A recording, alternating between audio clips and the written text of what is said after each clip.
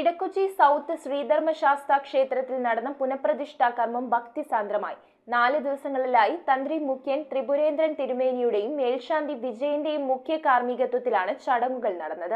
4 ദിവസങ്ങളിലായാണ് Edakochi south Sree Dharma Sastha ക്ഷേത്രത്തിൽ പുനഃപ്രതിഷ്ഠാ കർമ്മം നടത്തിയത്. ജനുവരി 4-ന് നട തുറപ്പോടെ ആരംഭിച്ച് തുടർന്നുള്ള ദിവസങ്ങളിൽ അഷ്ടദ്രവ്യ ഗണപതി ഹോമം, ആവാഹനം, ഭഗവതി സേവ, സായുജ്യ പൂജ, പുണ്യവാഹശുദ്ധി എന്നീ ചടങ്ങുകൾ നടത്തി. ജനുവരി 7-ന് നടന്ന ബ്രഹ്മകലശം പുനഃപ്രതിഷ്ഠാ കർമ്മങ്ങളിൽ പങ്കെടുക്കാൻ ക്ഷേത്രാങ്കണത്തിൽ ഭക്തജനങ്ങളും എത്തിയിരുന്നു. ചടങ്ങുകൾക്ക് ത്രിപുരേന്ദ്രൻ തിരുമേനി, മേൽശാന്തി ലിത്തു വിജയൻ എന്നിവർ മുഖ്യ കാർമ്മികത്വം വഹിച്ചു. News bureau, Kochi. ഓം നമോ ഭഗവതേ വാസുദേവായ ധന്വന്തരയേ അമൃതകലശഹസ്തായ സർവാമയ വിനാശനായ ത്രൈലോക്യനാഥായ മഹാവിഷ്ണവേ നമഃ.